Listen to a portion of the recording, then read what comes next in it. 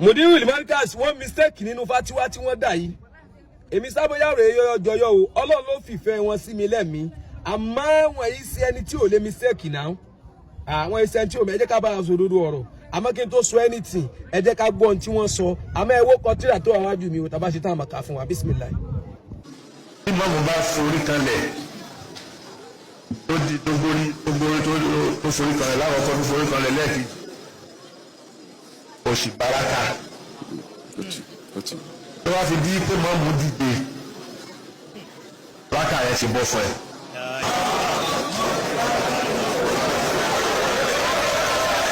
Àtìrí tíra tí mo gbé wá yìí lẹ́yìn Al-Qur'an ó ní gbogbo sàlàfíà àti tí ó sàlàfíà ni wọ́n tò sí nọ́mbà 3 nínú ayé yìí.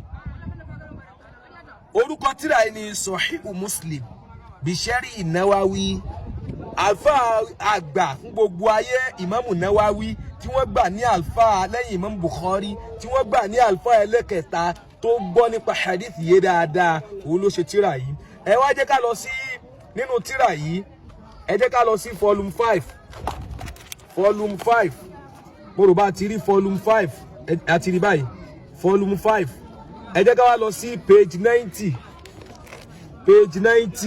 náà láti wò yẹn hadith yẹn wà ní hadith 609 bá ṣe wò yẹn ìyẹn lọ́wọ́ Aisha ni wọ́n gbà wá ìwọ́n náà máa ka sanadu ẹ̀ bọ́ bá ṣe ráyè sí kí ni wọ́n sọ wọ́n ní qala Rasulullah sallallahu alayhi wa sallam wọ́n lé ànábì zikà àti ọlọ́mbẹ fún sọ báyìí pé من أدرك من العصر سجدة قبل أن تغرب الشمس أو من الصبح قبل أن تطلع فقد أدركها kí mo wá fẹ́ lò ń bẹ̀ ibi tí mo fẹ́ lò ní ó ti gbọ́n tí mo sọ yé pé ànábì ni bọ́ ọba ti bá bóyá ìrun àlásàrì ni àbí ìrun àárọ̀ ni bọ́ ọba ti bá mọ́mù tó forí kanlẹ̀ ìwọ náà ti bá rákà yẹn kí mo wá fẹ́ lò ń bẹ̀ wo bí ànábì wa ní wasajidatu innama hiya arraka'atu pé rí ìforí kanlẹ̀ gẹ́gẹ́ tó rí yẹn rákà kan ni. Ànábì ló sọ eléyìí o. Ànábì ló sọ eléyìí o.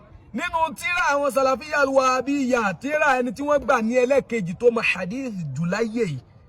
Ẹni tó tẹ̀lé Imam Bukhari tí wọ́n bá mú Al-Qur'an tán mú Imam Bukhari tán wọ́n mú Imam Muslim tírà yẹn ni o. No mo mọ̀ fi gbogbo ẹ̀ràn yín ni. Ẹ dákun ẹ̀yin Salafiyya eri yín ṣe wá kú báyìí.